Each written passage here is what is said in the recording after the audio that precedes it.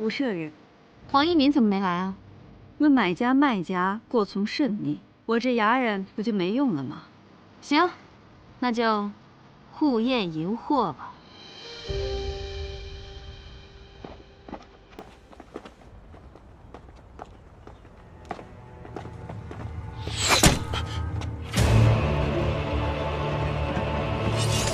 慢着！不用追，不是冲我来的。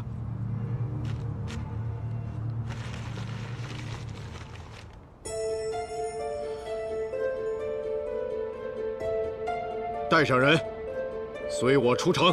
是。我看到吴显儿出城，就派人跟上了他，一路上留下追踪的记号。去大理寺叫人，即刻出发。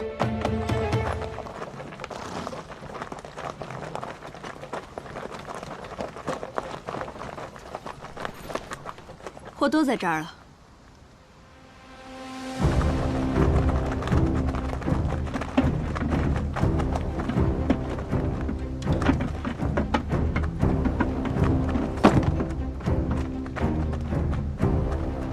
不用了，即使你光顾我的生意，我自是信得过。想必你的盐也是足斤足两。武士人既然是我的财神，我送送你。哎，我们之间。 就不用这么客气了，告辞。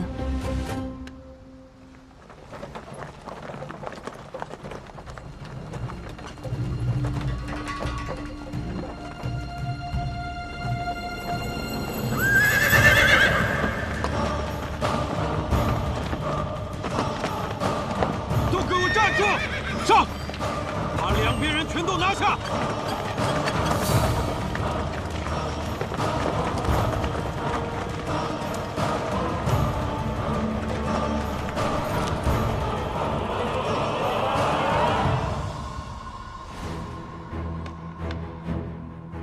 这是状告何以克扣曹饷的举告信。武由敬为人谨慎，看到后必会自断扬州沿路。沿路一断，他必急寻续接之策。平安，我们就能走下一步棋了。康平王饶命啊！下官定将戴罪立功。滚！是，这就寻条新的沿路来弥补过错。你真的只要100文1斗？ 吴显儿既然看得起我这个对手，那我便遂了他的心愿，化身为鼠，让他玩弄于股掌之间，引他这只桀骜不驯的猫入局。原来1年前放在罐中的是掌心使令牌。叶心使既然重回圣都，又找上赵某，想必是身有要事吧？圣都之中。 有官员操控盐业以谋私，我想将这条大鱼钓出来。盐价高涨，百姓无盐可食，民生困苦。这背后的人，是时候该被揪出来了。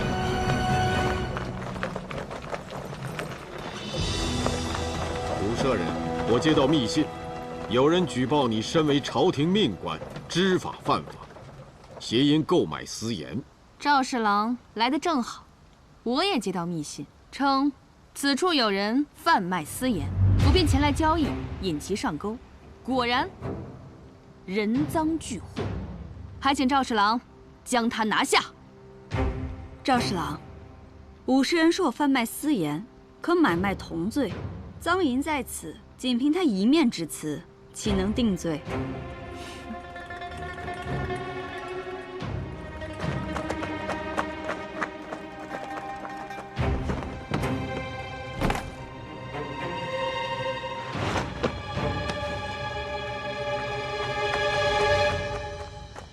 禀报侍郎，发现一副山文甲。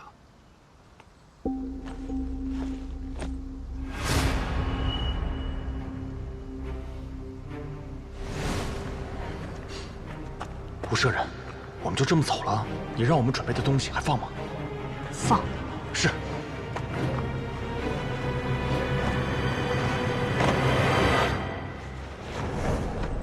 叶平安，你可真是胆大包天！ 不但贩卖私盐，还私藏甲胄，此等行径，罪同谋逆。我不过一介平民，怎么可能有这山文甲？有这能力的，得是你武家呀！你没有这能力，你身后的人有。要是武家落难，最大的受益者便是李氏。为保东宫储君之位铤而走险，不足为奇。好了，越说越荒唐。此事关系重大，仅凭一人之言，难辨真假。此物就藏在私盐之中，无论如何，叶平安都脱不了干系。来人！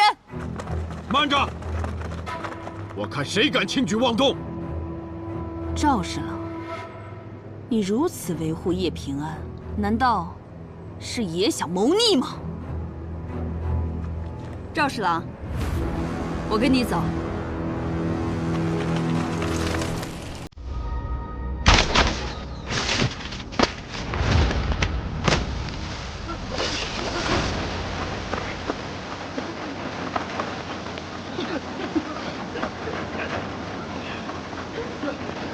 这边，过来！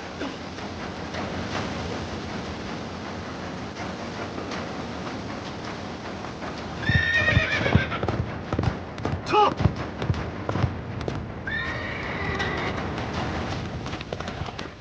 你们快走，快走！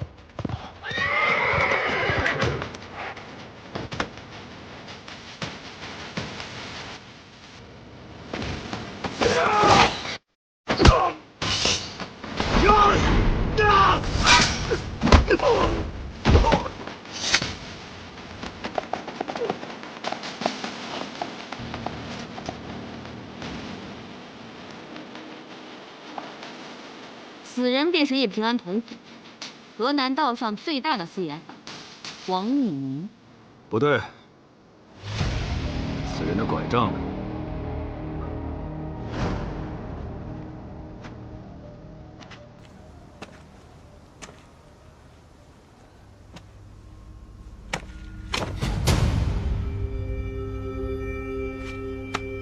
好一个鱼目混珠！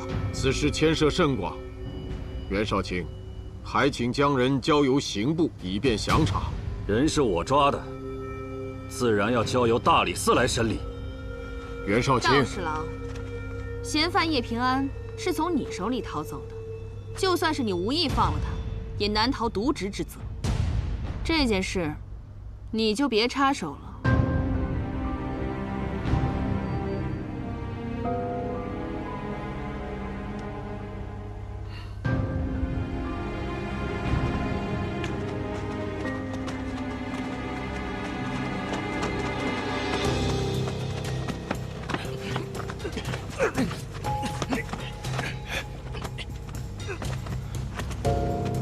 无赦人，这个赵峰，上书过圣上，称太子才是正统。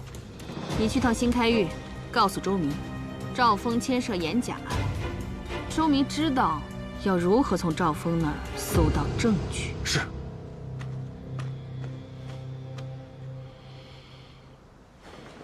案犯叶平安私受甲胄，拒捕逃窜，枉法无天，流窜于洛州。举告去向者，赏银100两；驻官府缉拿者，赏银1000两。而若有敢助其藏匿者，与之同罪。这叶平安怎么这么多事儿？就是啊。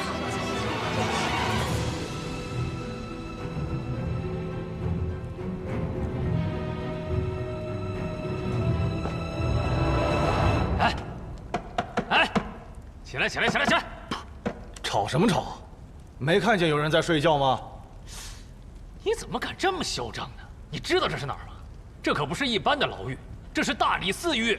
就算你是刀口嗜血的人，在这儿，你是龙你得给我盘着，是虎得给我卧着。哎，你月俸多少啊？啊，400文1斗的盐，你的月俸又能买多少？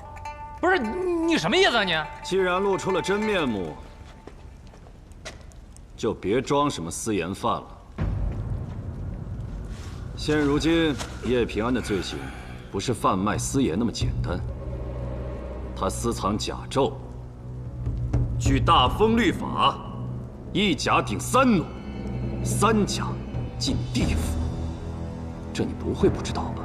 哼，左右都是个死字，罪名或大或小，有关系吗？我就问你2件事：一，你们与黄一民之间是什么关系？2，叶平安此刻在哪里？哼，我就知道，让你这样的硬骨头开口，没那么容易，所以我早有准备。要对我用什么刑啊？一块儿上吧。那倒是不必，只是你这本名本该无从查证，可我还是找着了。裘银，你本是一介农户，因田地被霸占，被逼成了流民，后靠江湖朋友救济，才学得一身武艺，以做打手为生，所以你这心底就刻了个义字。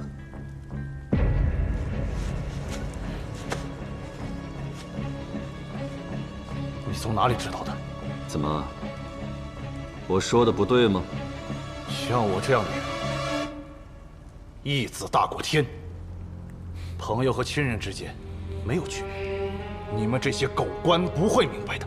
说得好，那我今天倒要看看，在朋友和真正的亲人面前，你该怎么选。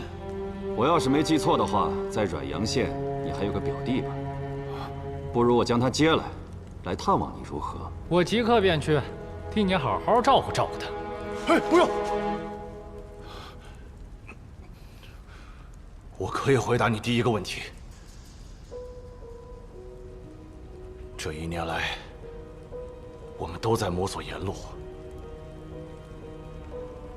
因为我们知道武幽境需要盐。那你们怎么知道，康平王此时会因扬州千户状告合议，而停掉所有扬州的盐路？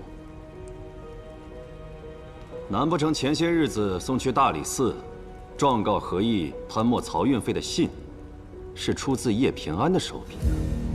哼，不错。至于那个什么黄一民，我们并不认识，只是因为他的名头比较响亮，我们才借来一用。他倒编了一首好故事啊！那封状告信上写的可不是假话，还有你那个好岳父，从去年至今，就以捉拿流寇、看守盐田为由，派人到盐地去，花样百出的霸占农户的田地，害得多少人成了流民，不得不去做了私盐贩。嘿，你这反贼，竟敢肆意诋毁康平王！叶平安，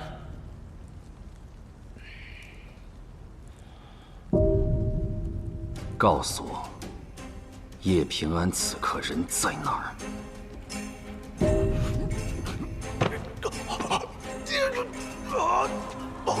开门！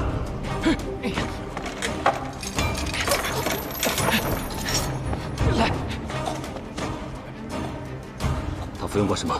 没有啊，进来就喝了2碗水啊。去找郎中。他若死了，我拿你试问。是。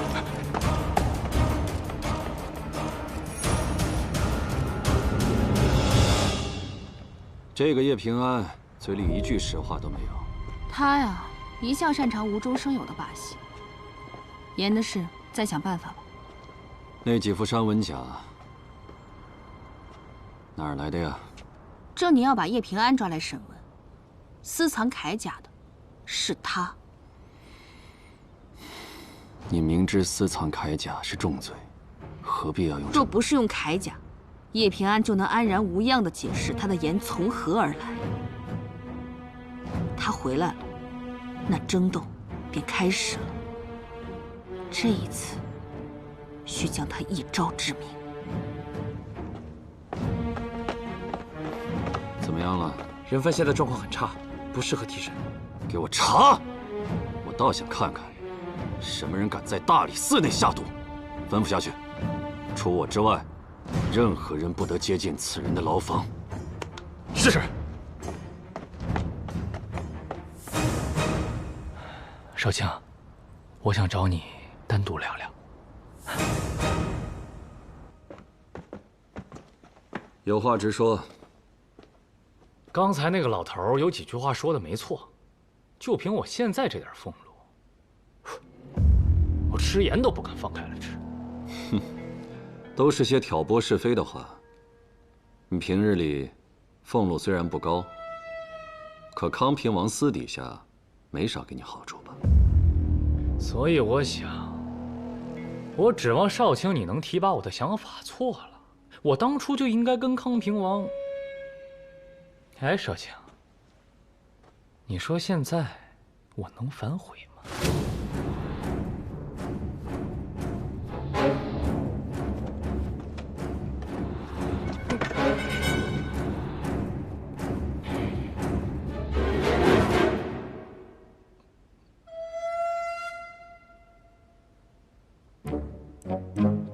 这是康平王给你的定亲礼，小人可不敢收。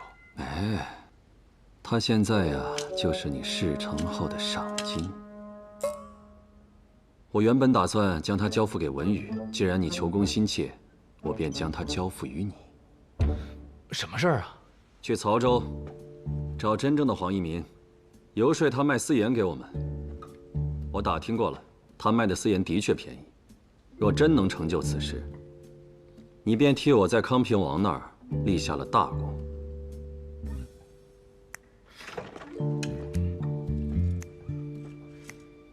哎，可这曹州我人生地不熟的，就算我见到了真的黄一民，他恐怕也很难见我一面吧？若是没有半点把握，我自然也不会让文宇去办此事了。打开看看。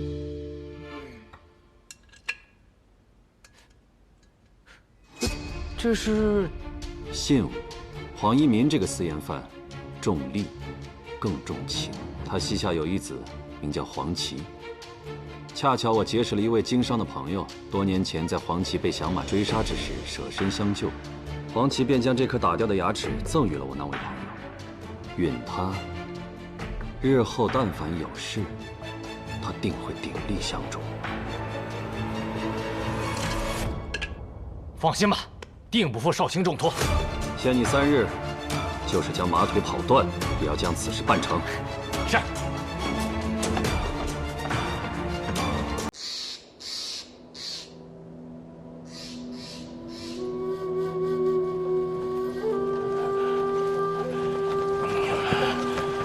这些千刀的烟火，沾人良田，把我们逼得无家可归，让人送火，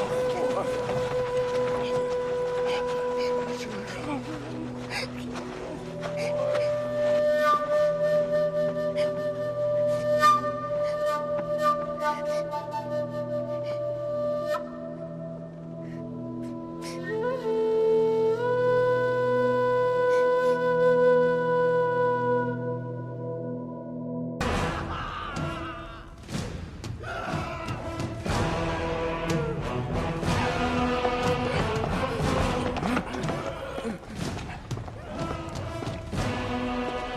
侍御史，去年圣上忽然召我，说我用凌凌弃烛之刑，辱没了娥皇女英帝顺。我挨了圣上好一顿训斥，被勒令静思己过至今，都是拜那叶平安所赐。我可是日思夜想着要将他一点点剥皮拆骨。圣上如今调侍御史来这丽景门的新开狱，分明还是想重用你的。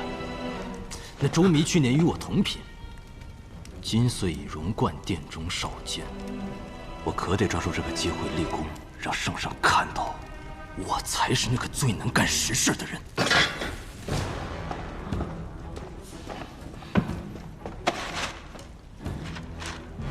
叶平安私藏铠甲，必是图谋造反，你说对吗？当然，当然，抓住他，就是我的大功一件。可是，他会躲在哪儿呢？若是藏进深山，这可不好找。我熟悉他的路数，他现在应该就在圣都。来看一看啊，看一看，挑一个，来看看，挑一个吧。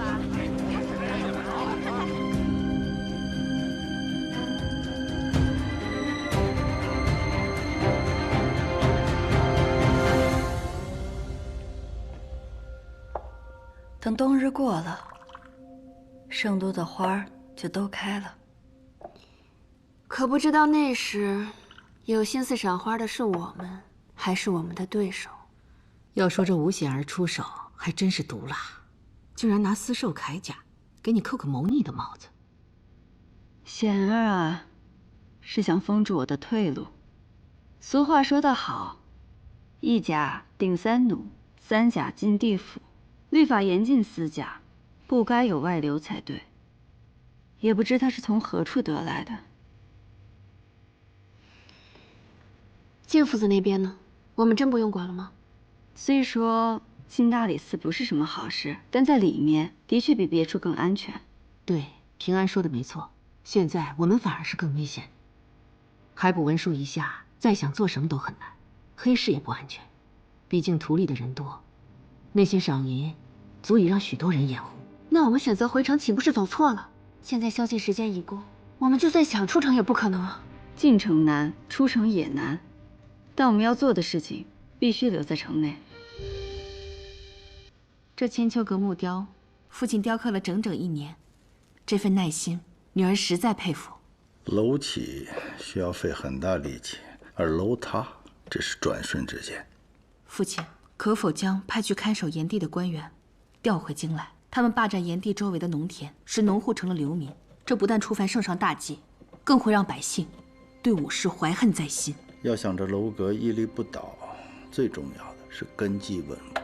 有地有良言在手，士族就稳固。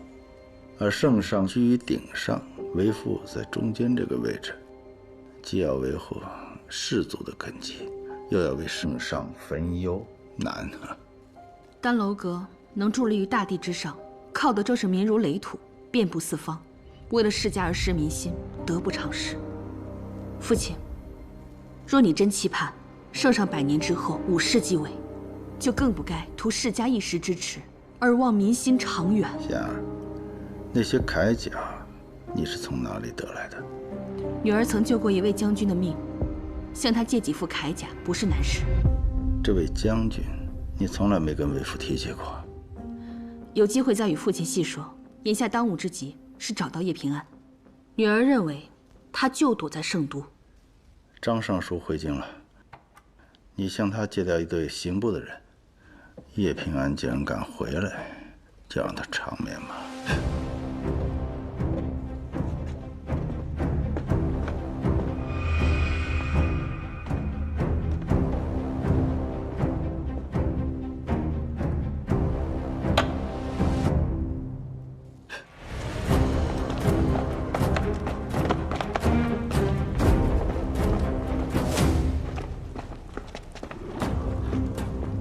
石御史，兄弟们把圣都内外都翻了个遍，他曾经待过的医馆、万国香、布坊，我们皆搜了一遍，都没有发现叶平安的踪迹。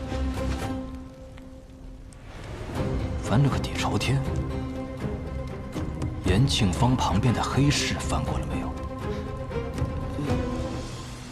没有。走。张尚书，海捕文书下了已有7日。再抓不到人，我父亲那儿可就不好交代了。刑部现在已经加派了人手，还请康平王再宽限几日，最多3日。我要见到活的叶平安。张尚书，无赦人，有人接了布告，在黑市的九龙阁发现了嫌犯叶平安的踪迹。哦吼，来得正好。张尚书，我与你一同前去，捉拿叶平安。少卿，探子回报，有人说叶平安藏于黑市。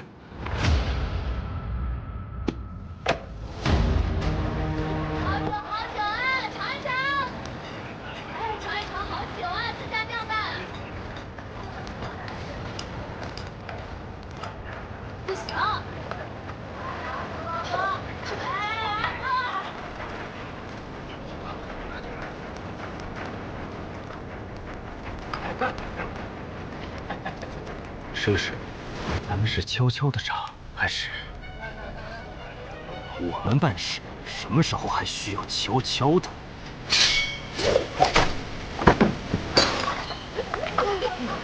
所有人，回屋，点灯，敞门。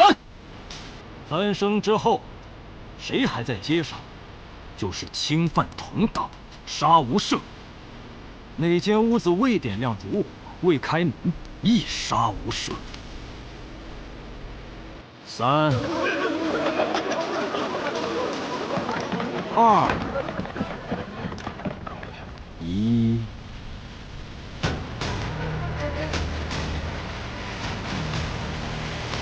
我挨家挨户的搜，抓到叶平安者，重赏。阿爷，库里正带人在黑市搜捕你。平安，我们快走吧。恐怕走不了了。啊，平安，现在该怎么办？既然走不了，那就不走了。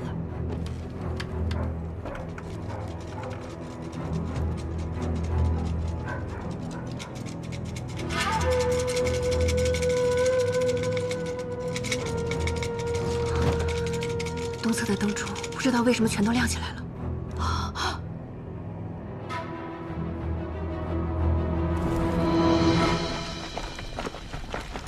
东边搜查完毕，没有。试试，这边也没搜到。给我往西搜。是。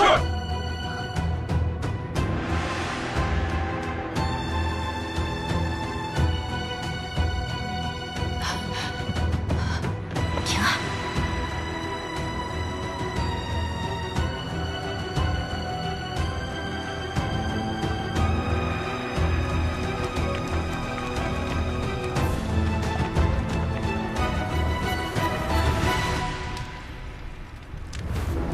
我好像嗅到了猎物的味道。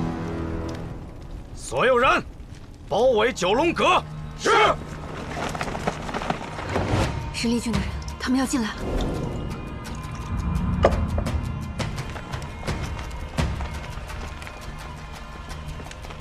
武舍人，张尚书，我显儿也来了。他当然会来。这儿还真是热闹啊，张尚书。此处便是九龙阁。明白，动手抓人。慢着！立功，这是何意啊？何意？九龙阁是我先发现的。叶平安前涉私盐，后涉铠甲，案情复杂，必须由刑部带走详审。何况此案我最了解详情，就不劳侍御史费心了。他贩卖铠甲，就是有谋反之嫌。凡涉及谋反二字，必得进新开狱走一走。此事我非管不可。叶平安，你已无退路，从屋里出来吧。看来他并不买立功的账，还得是我亲自去请他。让开，丽郡，你就不怕我在圣上面前参你一本，让你吃不了兜着走吗？让开！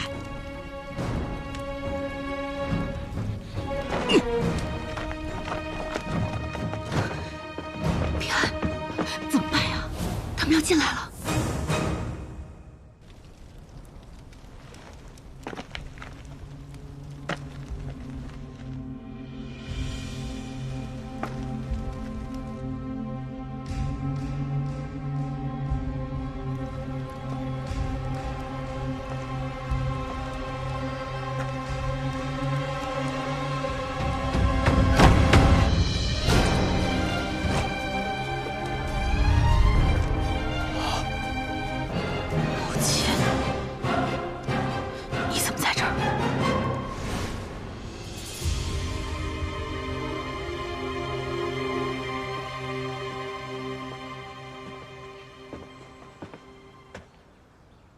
你是？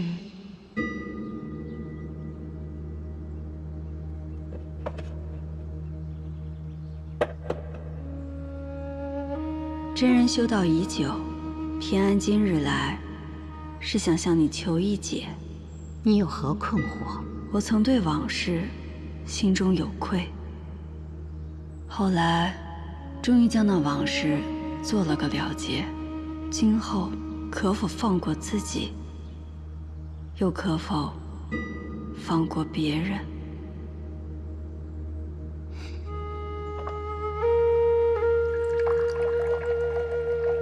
物壮则老，盈满则亏。有些人身居高位，行事却不合乎于道，迟早会消亡。人又何须再去介入天道？我能寻到真人，是一份机缘。机缘既已至，我也该下山了。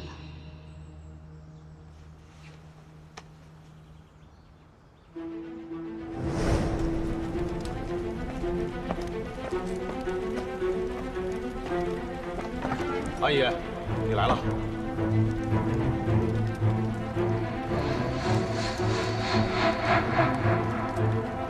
这人贪财，看到了你，定是去告官了。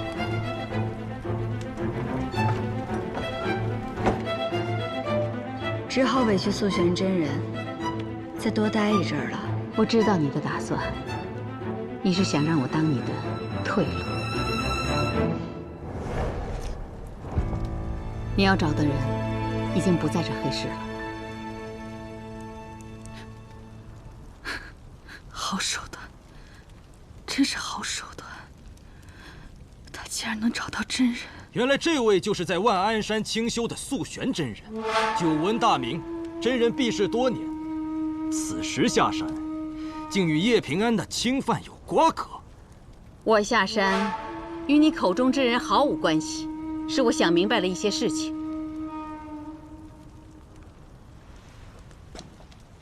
香儿，这些年来，你受苦了。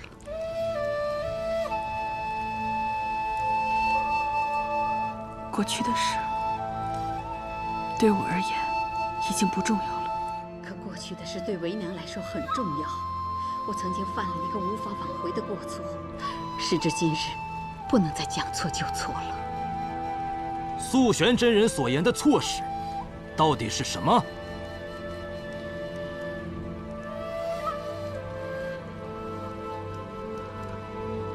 这件错事就是母亲。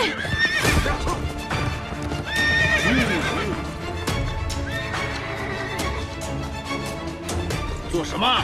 谁给你们的胆子，敢对本王夫人不敬？康平王误会了，我们是为捉拿侵犯在此，没成想素玄真人也在这儿，我们也想知道到底怎么回事。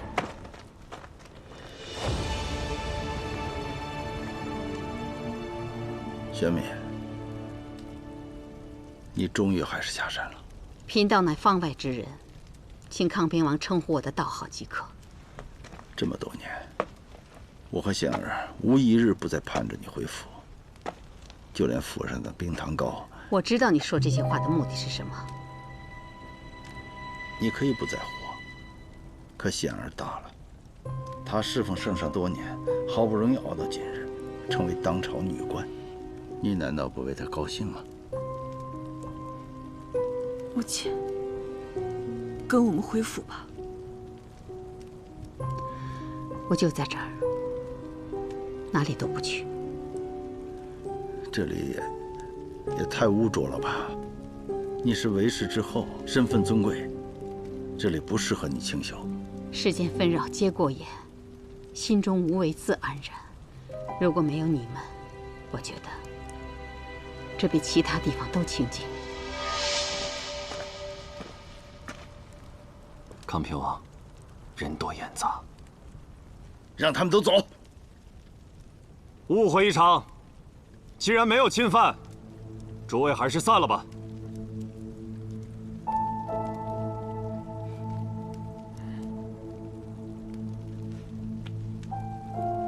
撤。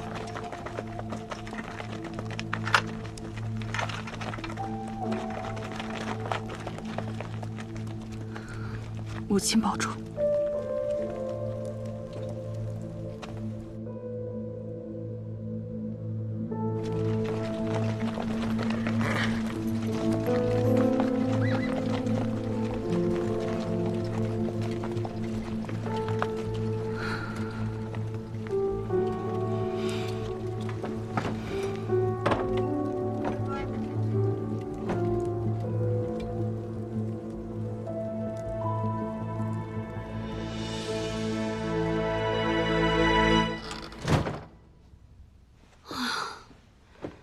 你的计策奏效了。刚才他们要进来的时候，都要把我吓死了。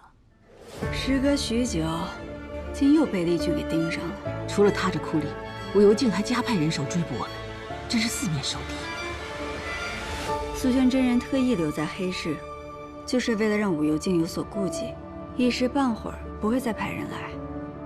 不过，我们还是要另寻住处。走吧，我们一起去拜谢他。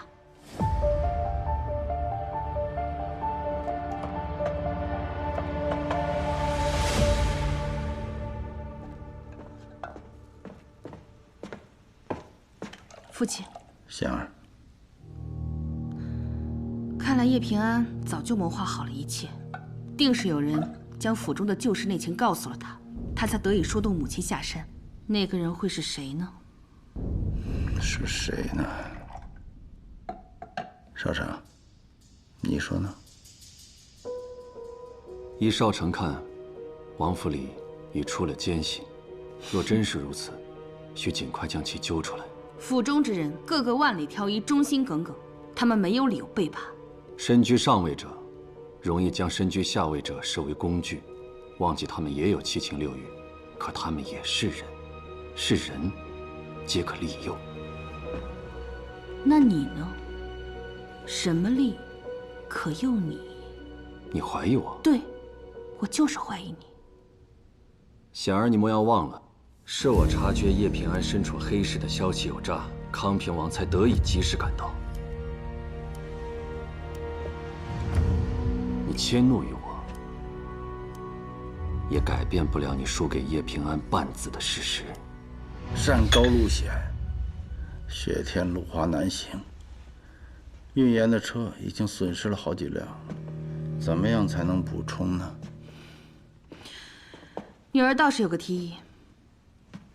叶平安找的黄一民是假的，我们何不去找真正的黄一民？见过康平王，小人近几日片刻都没有歇息，马不停蹄地赶往曹州，一番苦寻，总算找到了黄一民的儿子黄琦，并由他引荐，小人见到了黄一民。冻坏了吧？去，给他拿件暖和的球衣来。是。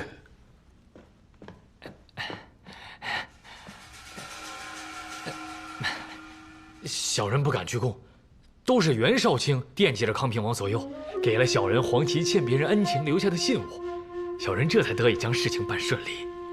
很好。大理寺的差事你继续做，再跟周弥多学些本事。谢康平王恩典，小人没齿难忘。黄一民能卖多少盐啊？有盐5万担，够应一技之需了。但黄一民提出要跟你面谈，才肯做这笔生意。萧野之夫，口气倒是不小。我去和他谈。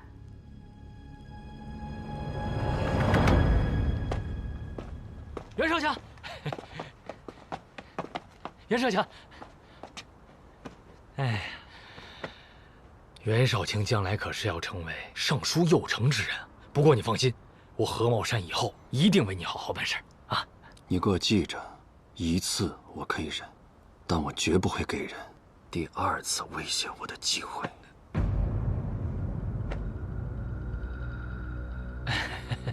是，告辞。